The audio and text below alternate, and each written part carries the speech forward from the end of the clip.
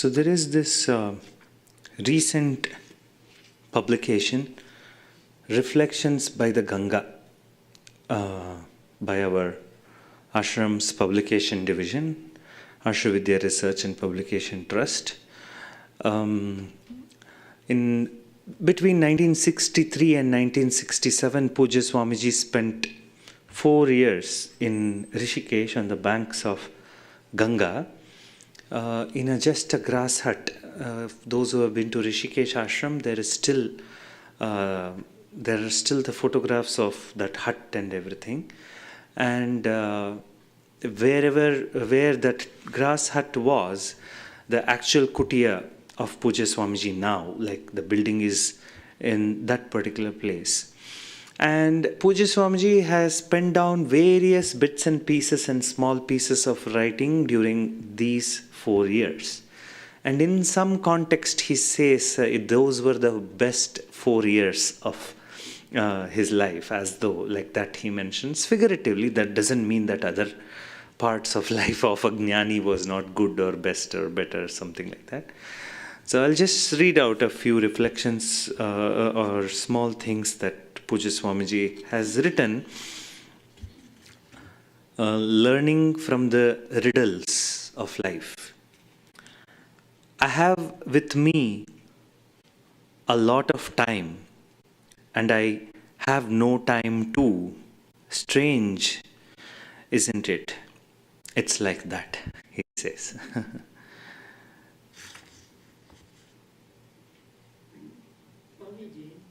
Mm-hmm. It's on the lips of everybody. I have no time. I have no time, yeah. I think this has become a national disease.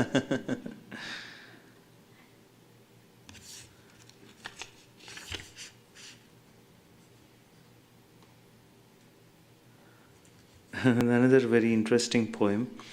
Let me sing a song, hear it from this long. Turn your ears within, sweet Daya, Amen. In Gita, you will find yourself. The self hitherto unknown but sought after. The self that is strangely missed and searched for, the self that you love to be, that you are.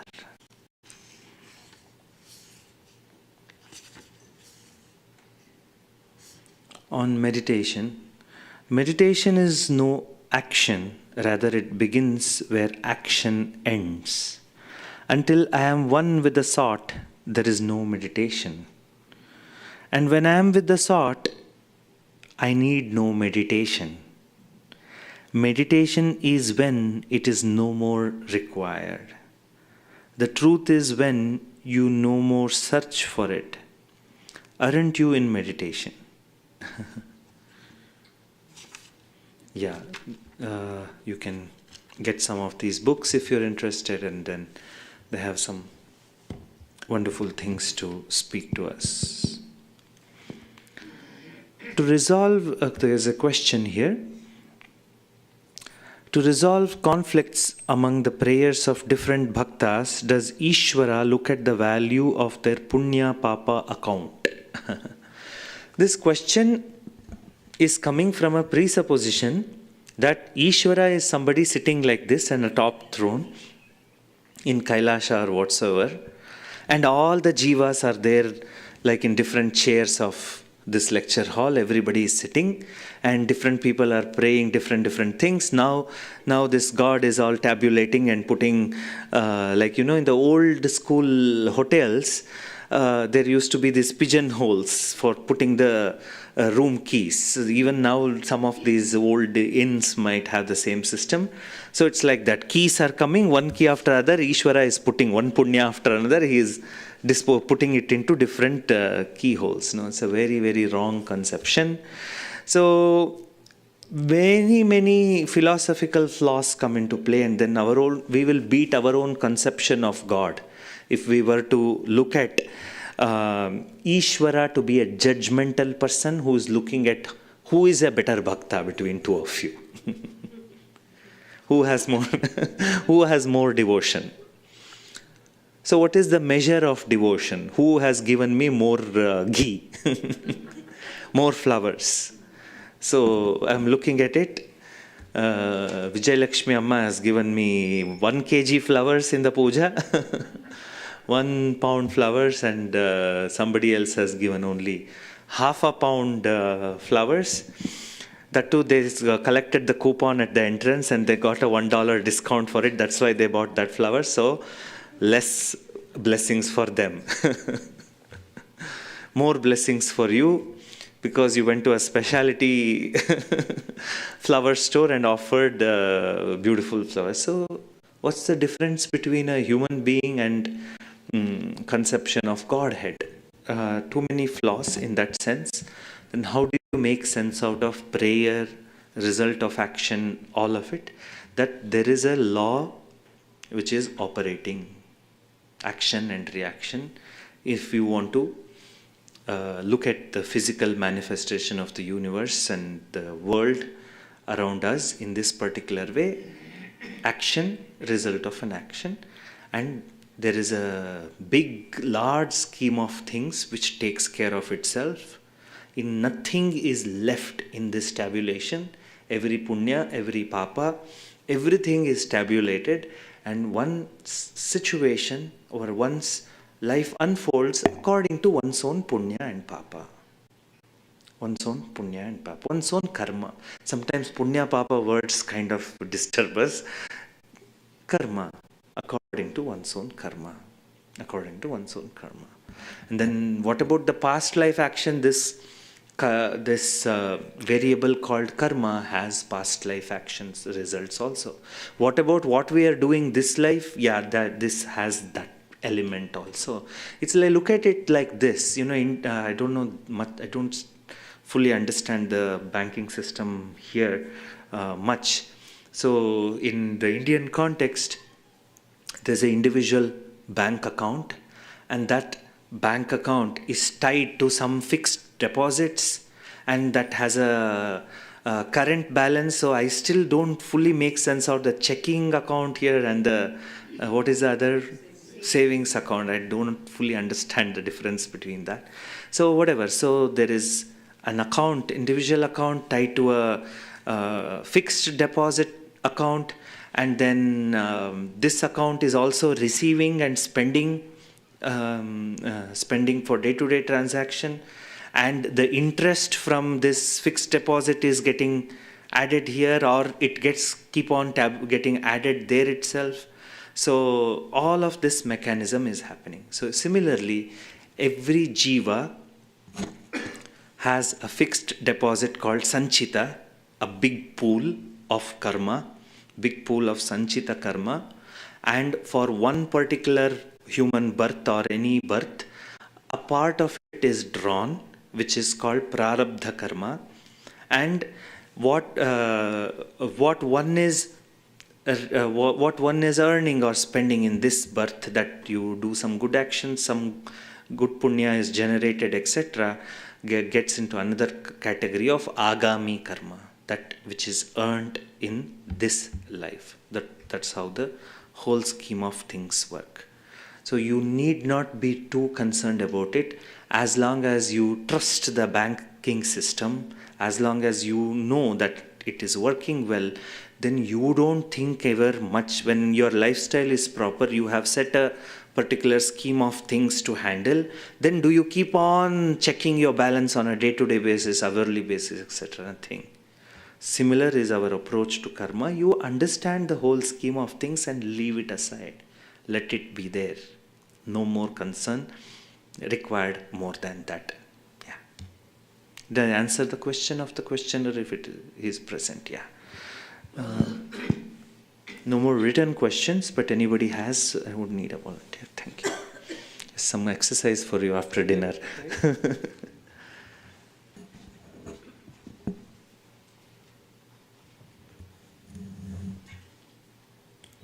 Pranam Swamiji. Hari Om. Swamiji, can you please share your routine when you were studying when you started getting introduced into Vedanta and the ashram, and also any studying tips, like daily routine as well as studying tips, like, did you do note taking, memorization, things like that?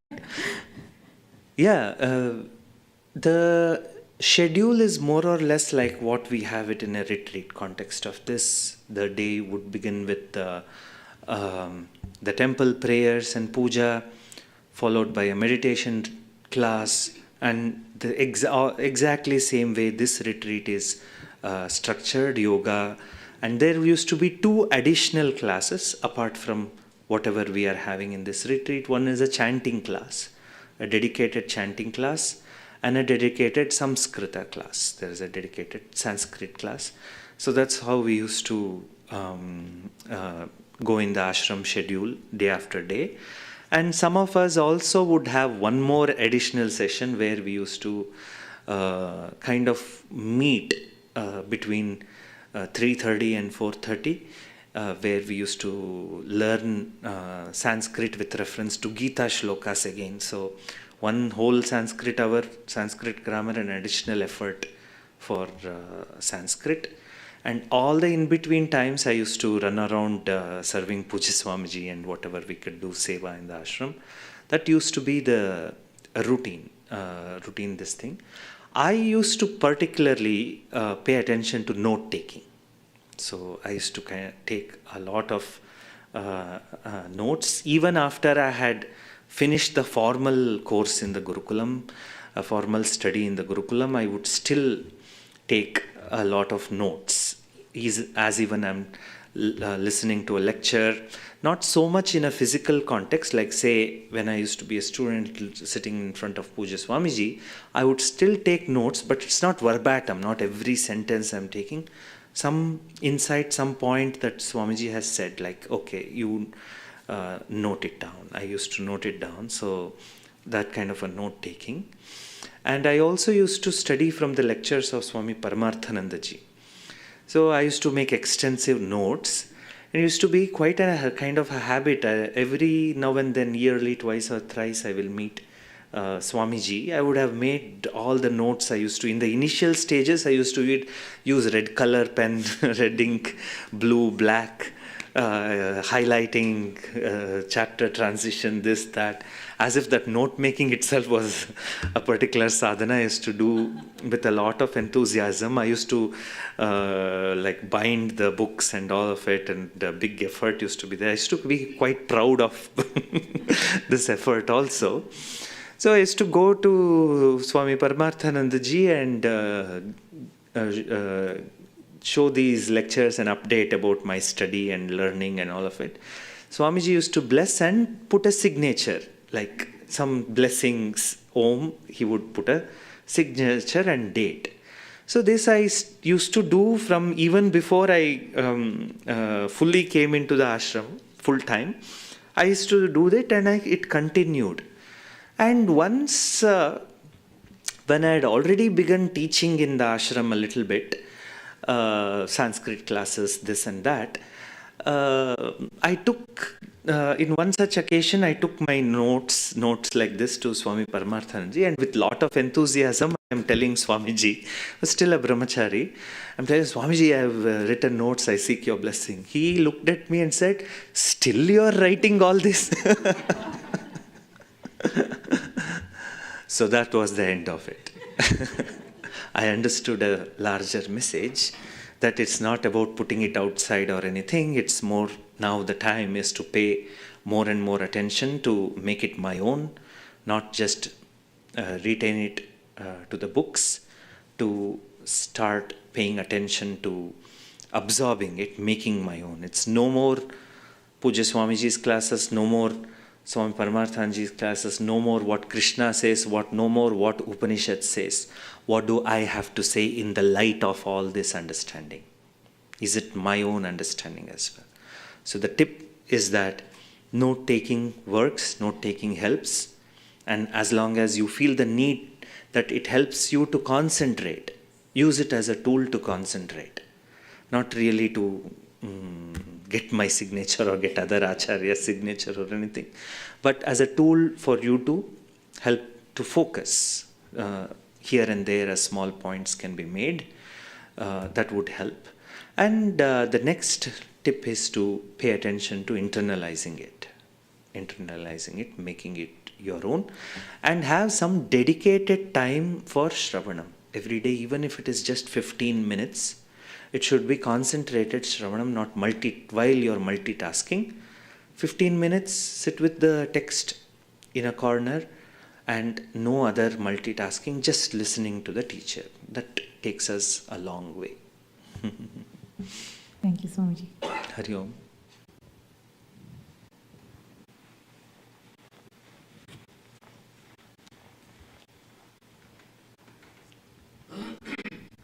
Swamiji, you said you did a lot of seva. Mm-hmm. So, can that seva, if you are also reciting something or you're focusing on that particular job, I know it will give punya, but is that part of tapas? Yeah, in a way? seva in itself is a category.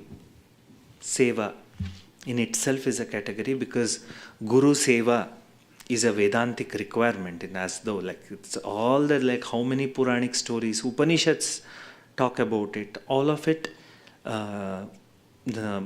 glorify the Guru Seva for what? Why?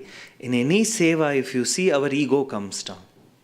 Because you make, the Seva is not about you, more about the other person or the whatever you are focused on, you lose yourself in that journey. So that's why seva. And also the seva gives you more and more occasion to be with the teaching, be with the teacher. That's why in the context of ancient Gurukulam system, offering seva to Guru would be a virtue, still a virtue. Why? Because you get an occasion to spend time with the teacher. Spend time with the Guru, Master.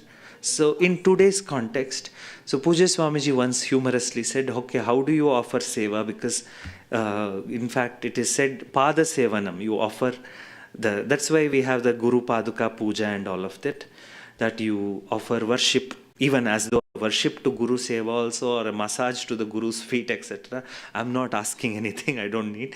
No. Pujya Swamiji said once, like, I have only 2 feet, what do you do with it? So how many of you here, how would you will present something may happen to this feet, so I created aim for seva. Suppose my seva would be through aim for seva. So that's what Pujya Swamiji said. That's how one can orient by offering Guru Seva to supporting the causes that Guru stood for. So serving the Guru would directly be in this mode, in our context of the ashram. Or in a Vedantin's life, how do you bring in that element of seva? That need not be only Guru Seva, extending ourselves to the society. So any volunteering, any donations, any of your effort in any context, a voluntary service can be categorized as seva.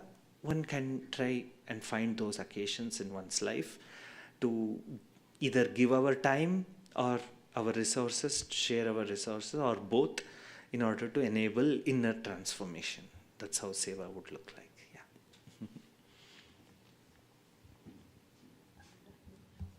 Little bit about vasanas. So, vasanas? Yeah. The question is about vasana. Vasana simply means latent tendencies. Latent tendency. At the level of conscious mind, one or active mind, one has ragadveshas, very evident likes and dislikes, etc. And the subtle impressions of the same might be in subconscious mind and unconscious mind, what we call as vasanas, latent impressions. That in Vedanta, even those latent impressions in our spiritual pursuit, even if those latent tendencies are strong, or if those tendencies are leaning towards negative aspects. What are negative aspects? That which do not help us in our spiritual pursuit.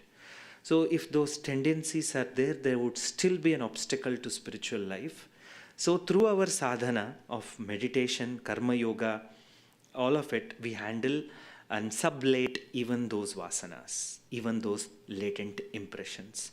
For example, one of the examples given for vasanas is that if you put garlic in a container and you throw out the garlic and wash the container, sometimes still the smell might remain. So you put effort in your sadhana even to eliminate or handle that smell in a given situation. Meaning, one might have come out of an habit, but the tendency or liking towards that habit may still be there. So, through the sadhana of meditation and viveka, handle these latent tendencies as well. That's the. Did I clear your? Yeah. So, Pujya Swamiji used to also give an example about this vasana.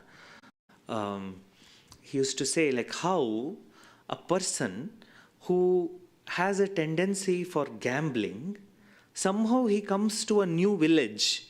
The first thing, somehow he, suppose there are 4 people in a family or 2 brothers. 2 brothers move from, 1 or 2 friends move from one city to another, one village to another. Somehow this person A with the tendency to gamble immediately somehow finds gamblers in that town. How does he find? Immediately through the vasana. There is a disposition which will prompt him to seek avenues where those are there. In no time this engagement starts and the gambling starts. So not only enough to handle at the active mind level, where we put a check on unnecessary habits or tendencies, likes and dislikes in the context of handling raga dveshas, we may want to look at the subtle tendencies also which might be there sometimes. Yeah. Meditation helps in this regard. Yeah. Hari Om Swamiji. Swamiji, can you throw us some light on food that we eat from the Vedantic perspective? Food we eat from Vedantic perspective. Can somebody please pass that handout of Sadhana Panchakam that I gave you all? Yeah. Thank you. So, Shankaracharya gives an interesting instruction in Sadhana Panchakam. I think it's there in the first, second, third, fourth verse. What is that verse? Because only English is printed. Kshudvyadishcha chikitsyatam pratidinam bhikshaushadam bhujyatam. Thank you. So Acharya Shankara says, everybody seems to have a disease. And what is that disease? The disease is hunger. And then he says, may you treat that disease, kshudvyadishcha chikitsyatam. Look upon hunger as a disease, and chikitsyatam, may you treat this disease. Tavyat pratyaya is sometimes taken as a mandate, but in Vedanta we don't take it like may. It's a pointer. It's an instruction or it's a guideline. It's a loving pointer. That's how we take, not as should. Kshudvyadishcha chikitsya. May you treat the disease called hunger. How? Pratidinam bhikshaushadam bhujyatam. By accepting whatever food is there as bhiksha. The lifestyle of a sannyasi is that of bhikshatana, meaning you just seek food and whatever comes on your way, you consume it. So the instruction is you take the plate and whatever comes to your plate here, take it and eat. That's how you treat the disease called hunger. And in the context of day-to-day living in life, do not make a big deal about food. Take whatever is available in that particular moment as a bhiksha. Bhiksha means you don't have a choice. You take whatever is given to you. So you know what happens, like I go take bhikshas in here and also in India at all, and then it's a big excitement. Swamiji is coming to our home for bhiksha. Then everybody wants to cook 2 sweets, 3 fried item, and then 1 puri, 3 sabjis, 1 paneer, and this and that. Then it started expanding horizontally. Now, even though traditionally I'm just supposed to accept whatever is given, now I have changed it. Now I send a menu. So if you invite me to your house for this thing, you'll get a menu. Menu, what will that menu have? Very simple menu. It will just have one vegetable and one salad and one paneer or tofu. That's all is the menu. Okay. One, one more continuation question, Swamiji, on the same front. So, oh, can you hear me? Yes. Okay. So the continuation question, Swamiji. So when we were young, we used to eat home cooked food and everything. But these days, things tend to be more outside than from home. And when I hear stories from my parents when I was young, they always would say that whatever food you eat will influence from the person who is cooking, or the person who is making the food and stuff, right? So how much is that we should... Yeah. So the question is about outside food. People, if impressions of people handling that food is going to be the food and I consume, I get that tendency, this, that. See, what happened at some point in Hinduism, they made religion all about food. And Swami Vivekananda said, what is happening? You have reduced the religion to the level of kitchen. Whole religion seems to revolve only around kitchen. Only around kitchen. This is to be eaten, that is not to be eaten. If you touch ghee, then wash your hands and then touch rice. Oh my God, in South India, they made another stupid complexity out of every entire blessed thing. So I don't see that much of fuss on the North Indian side. I don't know what happened to South Indians. So overemphasis on food. No, that's not the Vedantic approach. The Vedantic approach is of bhiksha. Take it. And then these impressions are not like some physical entities. See, again, then too much of negative assumptions. There is a bad person. If he touches, it becomes bad, this, that. And because of all these conclusions we have had and we still are trying to deal with a very, very rigid structure which has negatively impacted entire Sanatana Dharma. So, no need of all of it, as long as that food is not hurting anybody, is not hurting you. You keep the hurt to the minimum in a given context, in a geography, interpret it, and then that is your food. Though that's our attitude towards food. Yeah.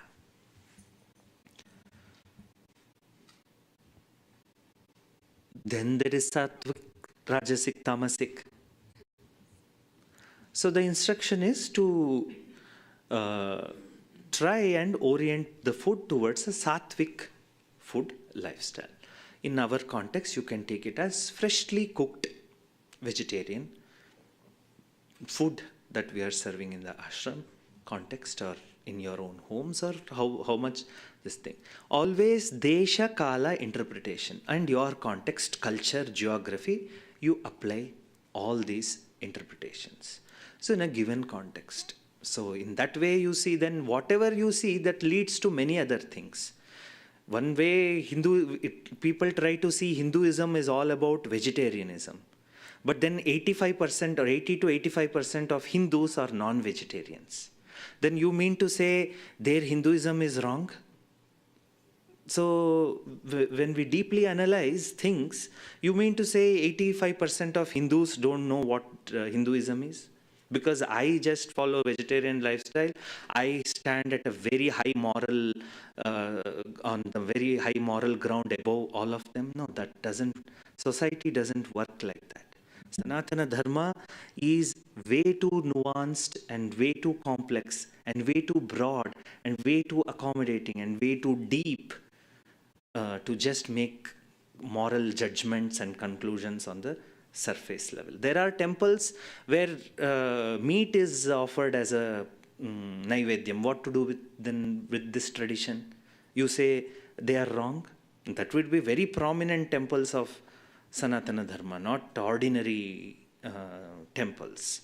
And millions of Hindus have that faith and belief in that. So ease it down, contextualize it to your context. Don't try to make it a mandate for others. Make it into a discipline for yourself. Thus, whatever is individually applicable applies. Yeah. Did I answer your question? Yeah. Pranam Swamiji. Hari Om. I have a question, it's just offline. It's about everyday thing we parents like face with the adult children. And if we see that our children are not doing something right, and we know that we cannot, these days we cannot really tell them. And sorry. So how do we handle? Should we just keep quiet if we think they are not doing right, or we can just make some suggestions or not? It's we really get confused about that part. Very contextual, depends on each family and all of it. I'll just give you a small thumb rule. May you look at this thing in that. Do not keep interfering in children's or children's lives in all small things. Just give up on that. If at all you think that some pointers are required in some serious aspects of their life, then you may give some suggestions, and it's up to them. It's their individuals. They have enough viveka to make life's choices. So you don't have to be bothered. One need not be bothered. Bhagavan takes care of them. And if at all there is still worry sitting, pray for them and be done with it there.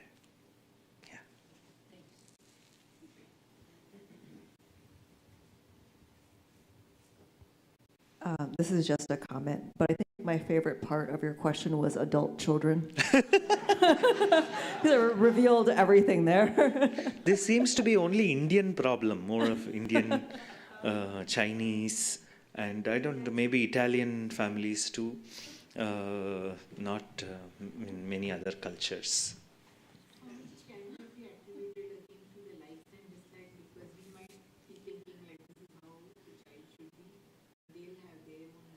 Yeah, that's. I told you inner script. There is a script sitting. You want everybody to unfold, everything to unfold accordingly. Yeah.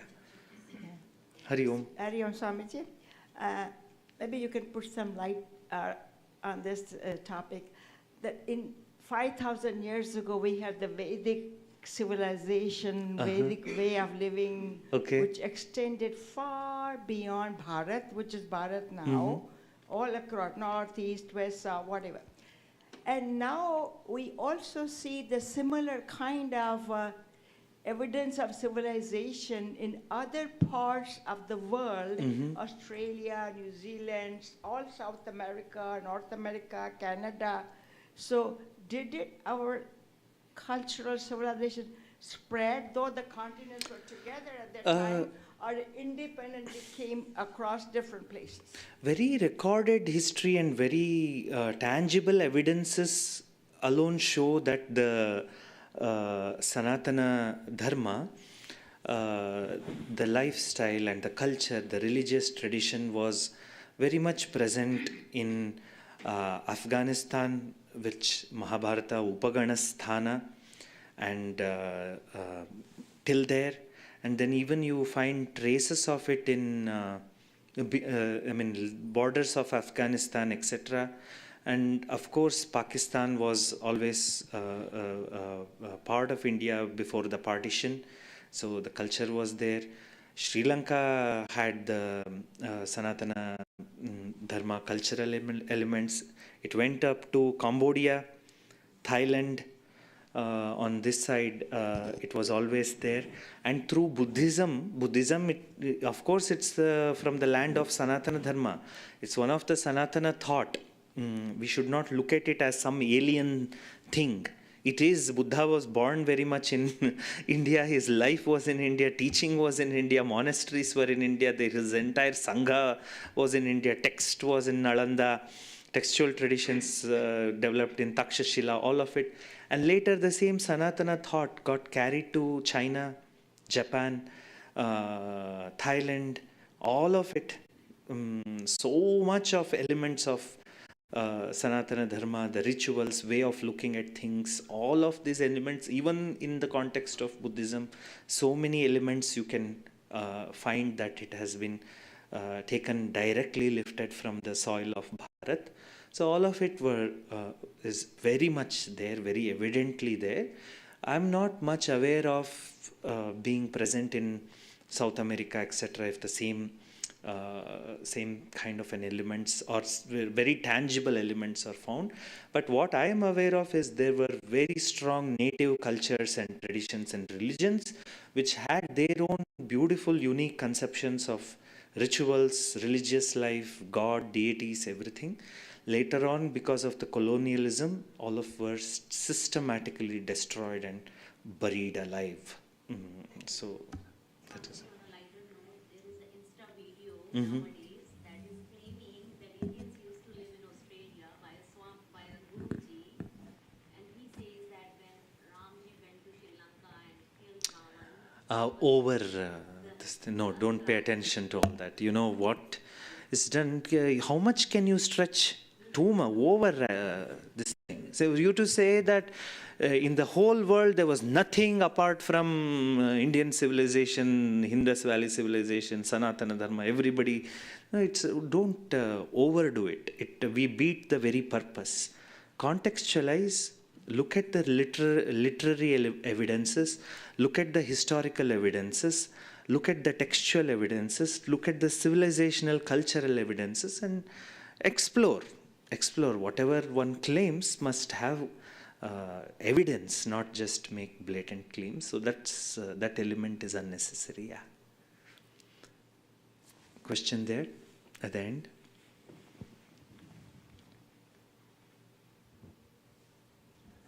Hari Om, Swamiji. Hari Om. So Swamiji, my question is, we have been coming here from last 12 years, Mm-hmm. and it is more of one form of Hinduism, right? Mm-hmm. Means karma, or then I have also seen other segments, like maybe the most, I will say that is talked about in US is ISKCON or the Bhakti Mm-hmm. mark. How do you sort of, how do you differentiate, or what do you think are the main tenets that are different between these two, I don't know, I can call sects, but these two forms of Hinduism? Yeah, there are not just one or two sects, there are millions and millions of sects in Sanatana Dharma, millions of schools of thought, millions of tens of philosophies, tens of ways of worship, ways of prayer, ways of doing rituals. In fact, it's different family to family, not even group to group. It is that unique. That's how it is. So I think I gave some guidelines to look at it all. Look at it all on different flowers in the garden. One flower is not opposing another flower. There is a Rishikesh saying. In all the Mahatmas in Rishikesh have this saying, "Duniya to bada vistar hai, sabke liye jagah hai." The world is very vast. There is a place for everybody. So you choose your path. That doesn't mean that somebody is wrong and I am right alone. So we all have been coexisting beautifully since time immemorial. So that has happened here also in the US. Every tradition seems to have its own setup, temples or ashrams, the followers, sampradaya, all of it. They all have their place. As long as they are in dharma, we have nothing to comment about. So philosophical variation is definitely there, like a rose is red and the lotus is in a particular fragrance and color. So that's how each and every school has different philosophies. Did I answer your question? Yeah. I would not want to directly compare, contrast a particular school, so I refrain from it. Hari Om. So I'm sort of thinking out loud, so please bear with me. I have time set apart in the morning and evening for like my yoga and meditation, Mm-hmm. but as I go through my day, if it's something where, like, I'm with a person or a particular activity, I try to be fully present. But, you know, there are some activities I do, like when I'm driving, that I don't need, you know, it's rote to some extent. And so my mind turns to God. And so I'm thinking about this idea of the mantra, but I don't want something that, like, it's going to be mechanical. You know what I mean? I want to be able to have something where I can, you know, I can bring my mind to that when it doesn't need to be fully present, but yet I don't want it to be something that then would become mechanical. And so what can you tell me about mantras? Yeah, the mantra chanting or remembrance of it, or putting mind onto a mantra would be a beautiful spiritual discipline to bring the mind to focus to a particular point, and mantra can be that point. And mantra in itself is what it is. It's how we engage with it defines whether we are making it mechanical, or are we looking at the mantra as a fresh practice each and every time. I'll tell you how mantra is made into a mechanical thing in the religious landscape immediately. Now, a person gets initiated into mantra, and that person says, I'm going to chant it 108 times today. Immediately you brought number into it. The focus shifted from mantra towards a number or repetition. Now you have killed the spiritual discipline as though, why? Because if more and more focus is on the number, then mantra takes a back seat. Now, so if we discount all these elements and just approach the mantra in a beautiful moment, one is walking or cooking or talking and driving, whatsoever. If one needs for a place for mind to anchor, then mantra can be a beautiful place. And mantra itself, we don't stay at the word level, we then go on to contemplate on the meaning of the mantra. We contemplate on the meaning of the mantra, thus it adds one more layer into the sadhana, So that's how one can engage with the mantra. Yeah.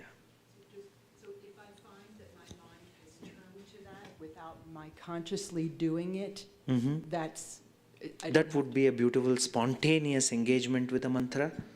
And even if one intentionally wants to do, it can be out of intention, not like a religious pressure. Oh, I didn't do it today. Oh, I didn't engage with it today. Oh, no, then you have made it mechanical. If it is spontaneous or intentional, rising out of a place which doesn't have any religious pressure or spiritual pressure, then you're engaging with mantra in the spontaneity of the present moment, that thus keeping the mantra and the practice and you fresh. That's how it is. Yeah. So when I do the bhajan, for you it may be seeming Om Namah Shivaya, Shri Ram Jai Ram every day, but for me it's fresh. This is the first time I'm playing. It's not, I do not look at it as, oh, from 7th, this is the 7th day we are doing the same boring mantra. No. It's fresh. It's now. This satsang is fresh. It's now. Otherwise, if I have to look at my life in continuity of time, I would be the most bored person ever, because sometimes in satsangs there is a tendency for questions to repeat from last year's camp to this year's camp.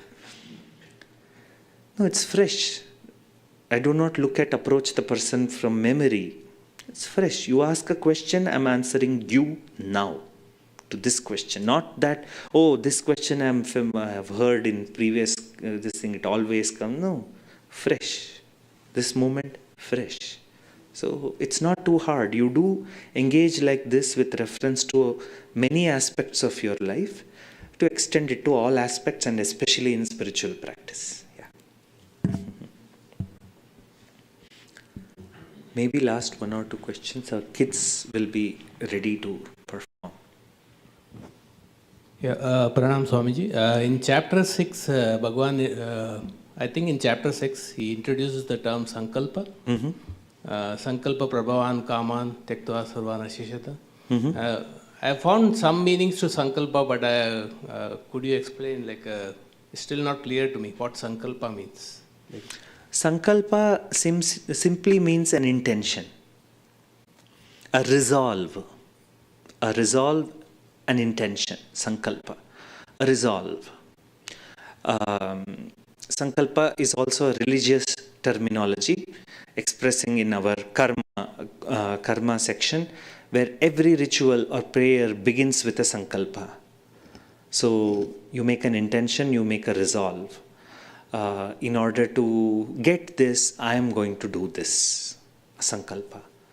So a resolve, that is in the realm of dharma or religion. What about day-to-day life? You make a resolve. I will go to Arshavidya Gurukulam for the end of the year retreat. Is a Sankalpa, a resolve.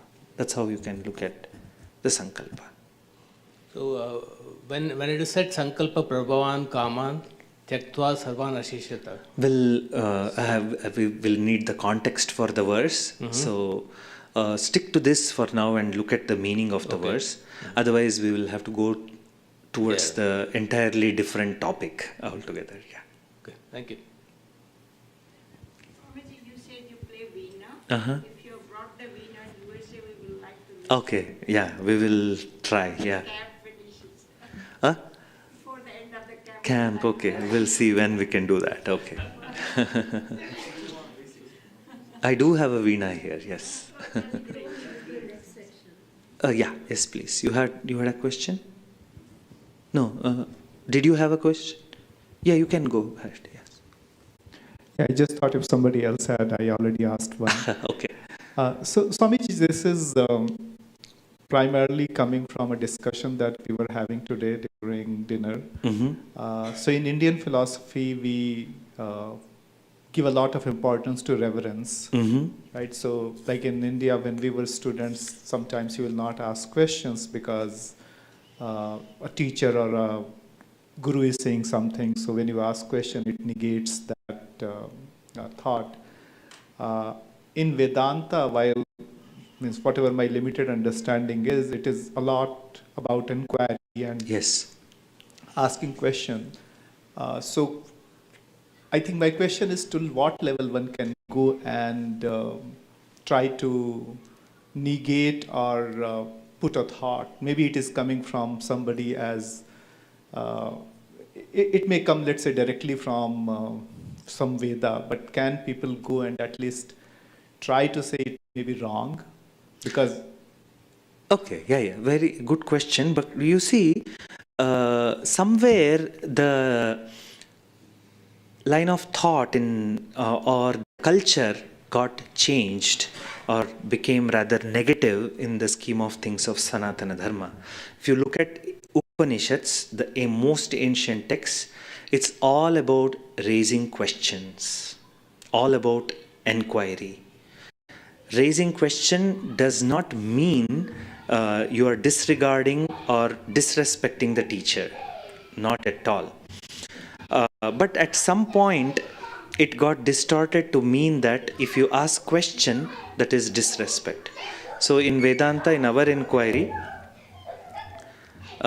questions are allowed, and for kids, play is allowed. No, don't stop them, let them be. We stop our activity here. So in that way, it's a sampradaya all about inquiry and questioning. Probably this change, I think, was in colonial times, where reverence meant just accepting, not questioning. Probably distortion might have happened that time, where thinking was not allowed. You just had to obey. So probably that got translated into our school systems, translated into other aspect of Shastric religious life as well.